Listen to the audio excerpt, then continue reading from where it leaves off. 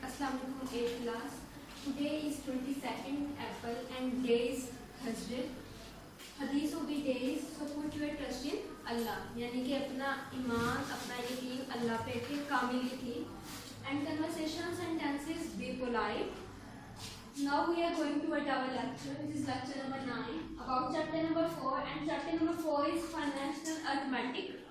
यानी कि हम जो अरिथमेटिक डेली रूटीन में जो हमारी चीज़ें हो ही होती हैं फाइनेंस से रिलेटेड, पैसों से रिलेटेड या काम से रिलेटेड, वो क्या होती हैं हमारी जो हैं वो फाइनेंस अरिथमेटिक में आती हैं. फाइनेंस अरिथमेटिक के बारे में हम पढ़ेंगे कि किस तरह की होती है. सबसे पहले हम देखते हैं कंपाउंड प्रपोर्शन की डेफिनेशन. जो मेन चीज़ें इसमें यूज हो रही हैं. Compound proportion if 4 quantities A, B, C and D are in proportion. आपने रेशियोज के बारे में पढ़ा है आपने कि ए और बी के दरमियान में रेशियो यानी कि रिलेशन जो है. इसी तरह अगर 4 क्वांटिटीज के दरमियान में रिलेशन आ जाए, अगर 4 क्वांटिटीज के दरमियान में प्रपोर्शन आ जाए तो वो हमारे पास क्या कहलाती है compound proportion. If 4 quantities A, B, C and D are in proportion then mathematically हम उसे किस तरह लिखेंगे, हम उस चीज को मैथमेटिकली इस फॉर्म में लिखेंगे ए रेशो बी. ये साइन जो है ये 4 डॉट्स जो हैं ये किसके हैं प्रपोर्शन के. जिस तरह ये 2 डॉट्स रेशो के होते हैं ये 4 साइन किसके होंगे प्रपोर्शन के. ए रेशो बी प्रपोर्शन सी रेशो डी. इसको क्या करेंगे ए रेशो बी प्रपोर्शन सी रेशो डी.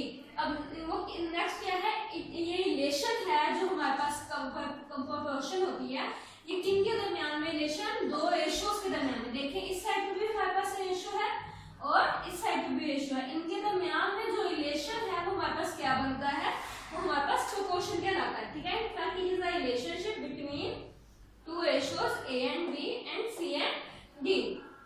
हमारे पास प्रोपोर्शन की 2 टाइप्स हैं inverse proportion and direct proportion. आपने सुना होगा डायरेक्ट रिलेशन है. फॉर एग्जाम्पल अगर एक क्वांटिटी बढ़ रही है उसके बढ़ने से या कम होने से दूसरी क्वांटिटी पे भी असर पड़े. अगर आपके पास आप लोग 10 लोग हो 10 आम हैं और तो आपके पास अगर फॉर एग्जांपल आम ज्यादा हो गए लोग भी ज्यादा हो गए तो इनके दरमियान में क्या रिलेशन होगा डायरेक्ट का. ठीक है. अगर फॉर एग्जांपल आम ज्यादा हो गए लेकिन लोग वही हैं तब भी लोग ज्यादा हो गए आम वही है तब क्या होगा इनवर्स का कि लोग बढ़ रहे हैं लेकिन आम क्या है वो कम है तो ये क्या हो जाएगा इनवर्स का पर हेड क्या आएंगे कम आएंगे. अब डायरेक्ट की डेफिनेशन की तरफ जाते हैं. a relationship between 2 ratios in which increase in one quantity और decrease in one quantity. यानी कि ऐसा रिलेशन जिसमें एक क्वांटिटी को बढ़ाने से या कम करने से दूसरी क्वांटिटी या प्रपोर्शन जो है उसमें भी इंक्रीज या डिक्रीज आए. अगर फॉर एग्जांपल एक क्वांटिटी को इंक्रीज करें या उसके इंक्रीज करने से दूसरी क्वांटिटी भी इंक्रीज हो जाए. अगर एक क्वांटिटी को डिक्रीज कर रहे हैं तो उसके डिक्रीज करने से भी दूसरी क्वांटिटी जो है वो डिक्रीज हो जाए. ये डायरेक्ट रिलेशन कहलाता है. ठीक है. डायरेक्ट रिलेशन है फॉर एग्जांपल और डायरेक्ट रिलेशन को हम किस तरह से शो करते हैं एरो हेड ऊपर की तरफ. ठीक है. अगर हमारे पास फॉर एग्जांपल आपके पास 96 रुपीज है और आप उसके 12 एग्स ले सकते हैं. ठीक है. आप उसके 12 एग्स ले सकते हैं और अगर आपके पास पैसे बढ़ा दिए जाए आपके पास क्या कर दिया जाए आपको 110 रुपीज दे दिए जाए और बताया तो हम कितने एग्स ले सकेंगे. जाहिर बात है हम ज्यादा ले पाएंगे. समथिंग कुछ भी होगा एक्स होगा वाई होगा लेकिन 12 से क्या होगा ज्यादा. अब ये रिलेशन हमारे पास क्या है डायरेक्ट है कि जैसे ही हमने पैसे बढ़ाए हमारे पास एग्स की जो तादाद है वो क्या हो जाएगी ज्यादा. ये रिलेशन हमारे पास क्या कहलाता है डायरेक्ट रिलेशन. अब आता है इनवर्स रिलेशन की तरफ. इनवर्स रिलेशन क्या है a relationship between 2 ratios in which increase in one quantity cause a decrease in second. वहां पे क्या था कि अगर एक क्वांटिटी इंक्रीज है तो दूसरी भी इंक्रीज होगी. लेकिन इनवर्स में क्या है कि अगर एक क्वांटिटी इंक्रीज हो रही है तो दूसरी क्या होगी डिक्रीज होगी. ये हमारे पास क्या कहलाता है inverse relation in which increase in one quantity cause a proportional decrease in second quantity. ठीक है. यहाँ पे जो है वो decrease in one quantity cause a increase in second quantity. इस तरह जिस तरह इसको यहाँ पे डायरेक्ट में हमें ऊपर की तरफ एरो हेड शो करता है यहाँ पे इनवर्स में हम एरो हेड को नीचे की तरफ डिक्रीज हो रहा है ना यानी कि इनवर्स का रिलेशन है उसको किससे नीचे की तरफ एरो हेड से शो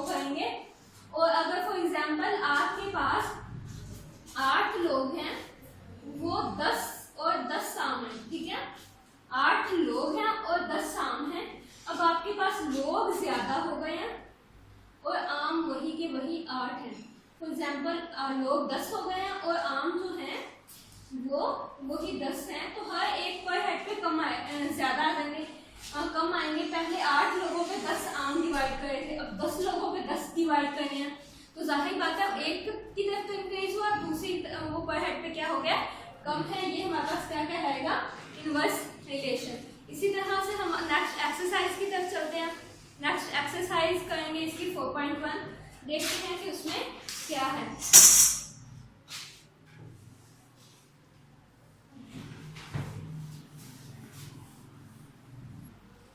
अभी हम अपने क्वेश्चन की तरफ जाते हैं। Exercise 4.1, question number 1 is 30 men repair a road in 56 days by working 6 hours daily.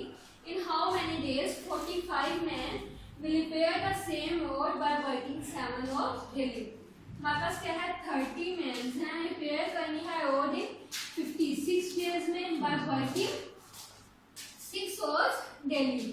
ठीक है, बाय वर्किंग 6 hours डेली। हमने नेक्स्ट करना है how 45 men will repair the road by working 7 hours daily। तो हमें ये बताना है कि कितने दिन लगेंगे उन 45 आदमियों को 7 घंटे डेली काम करते हुए, सेम रोड बनाते हुए, जितनी लग रहे थे 30 आदमियों को 6 घंटे बनाते हुए। तो अगर आप गौर करें यहाँ पे आदमी जो है वो क्या हुए हैं, इंक्रीज हुए हैं और घंटे भी इंक्रीज हुए हैं। पहले वो 6 घंटे काम कर रहे थे, अब वो 7 घंटे काम कर रहे हैं। तो दिन हमारे पास क्या होंगे, कम लगेंगे। पहले दिन क्या लग रहे थे ज्यादा, अब क्या लगेंगे, अब कम लगेंगे। तो कम यानी कि एक क्वांटिटी के बढ़ने से दूसरी क्वांटिटी क्या हो रही है, इंक्रीज। हमने पढ़ा है जब इस तरह का रिलेशन हो कि एक क्वांटिटी के बढ़ने से दूसरी इंक्रीज हो रही हो, तो हमारे पास वो क्या होता है, इनवर्स रिलेशन। तो हम यहाँ पे इनवर्स रिलेशन है, दिस इज इनवर्स रिलेशन के लिए हम क्या करते हैं, हम सबसे पहले इसका डाटा कलेक्ट करते हैं। डाटा क्या है, हम यहाँ पे लिखते हैं मैन,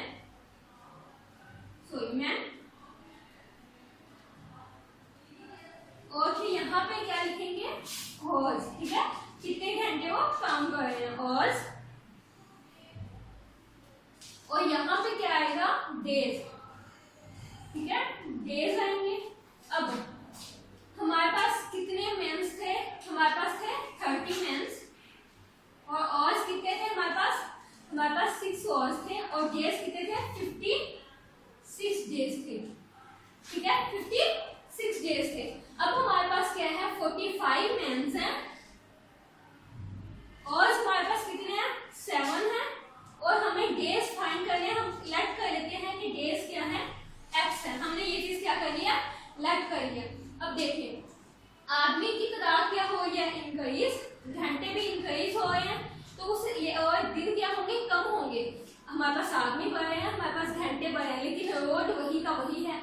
तो जाहिर बात है जितने ज्यादा आदमी होंगे, जितना ज्यादा टाइम होगा, उतनी ही जल्दी हमारे पास रोड बनेगी, उतने कम दिनों में। तो ये कौन सा रिलेशन है, ये है इनवर्स रिलेशन। तो आदमी बढ़ रहे हैं, ठीक है, घंटे भी बढ़ रहे हैं, लेकिन दिन क्या हो रहे हैं, कम हो रहे हैं। ठीक है, दिन क्या होंगे, कम। ये कौन सा रिलेशन आ जाएगा, इनवर्स का। अब हमने इसको लिखेंगे किस तरह से कि हमारे पास जो एरो वाली साइड होती है उसको ऊपर लिखते हैं, यानी कि हम इसको लिखेंगे 45 डिवाइडेड बाय 30 मल्टीप्लाई, अब 7 डिवाइडेड बाय 6। अब यहाँ पे जो चीज हमने फाइंड करनी है उसको इक्वल के दूसरी साइड पे लिखते हैं, तो यहाँ पे क्या आएगा, इक्वल, और यहाँ पे क्या आ जाएगा, 56 डिवाइडेड बाय x। अब यहाँ से हम x की वैल्यू फाइंड कर लेंगे। हम जो है इसको इन सबको उधर ले जाते हैं, यहाँ पे आते हैं हम लोग। तो हमारे पास 45 क्या है, 45 मल्टीप्लाई बाय 7 और 30 मल्टीप्लाई बाय 6 इक्वल है किसके, 56 डिवाइडेड बाय x के। तो हमारे पास ये क्या बनता है, हमारे पास ये बनता है, जब इसको हम सोल्व करते हैं, 180, और यहाँ पे बनेगा 745 को 7 से मल्टीप्लाई करवाएं, 35 5 3 कैरी 7 4 28 28 एंड 3 1, तो क्या आएगा 3 1 5, और यहाँ पे इक्वली क्या सा है 56 डिवाइडेड बाय x। तो हम इसको जो है अब रेसिप्रोकल ले लेते हैं, इनका रेसिप्रोकल लेंगे तो हमारे पास क्या आएगा 180 divided by 315 is equal to x over 56। अब 56 इधर डिवाइड होगा, इधर आके क्या हो जाएगा multiply 180 divided by 315 multiply 56 equal है x के। जब इस पूरी टर्म को सॉल्व करेंगे तो हमारे पास आंसर क्या आएगा, इस पूरी टर्म को सॉल्व करने के बाद हमारे पास आ जाएगा x इज इक्वल टू 32। ठीक है, इस पूरी टर्म को सॉल्व करने के बाद हमारे पास क्या आ जाएगा x इज इक्वल टू 32, यानी कि आदमियों को कितने दिन लगेंगे काम करने में 32 दिन। अगर हमारे पास 45 आदमी हो 7 घंटे हो तो हमारे पास कितने दिन होंगे 32 दिन, 32 डेज होंगे ये सारी रोड बनाने के लिए। आई होप आपको कैलकुलेशन की समझ आ गई है। जो फाइंड करना है उसको इक्वल के दूसरी साइड पे रखेंगे, एरो वाली साइड को ऊपर और हेड वाली साइड को, हेड की साइड को नीचे और टेल की साइड को ऊपर रखेंगे। ये इसी तरह से करेंगे। आपको बस गेस करना है कि ये रिलेशन इनवर्स है या डायरेक्ट है, सब कुछ उसी पे डिपेंड करता है। आप स्टेटमेंट को गौर से पढ़ें, हमें स्टेटमेंट बताएगी कि ये रिलेशन इनवर्स है कि डायरेक्ट है। आप इसी तरह से मेनी क्वेश्चंस करेंगे। आई होप आपको समझ आ गई। अल्लाह हाफिज़।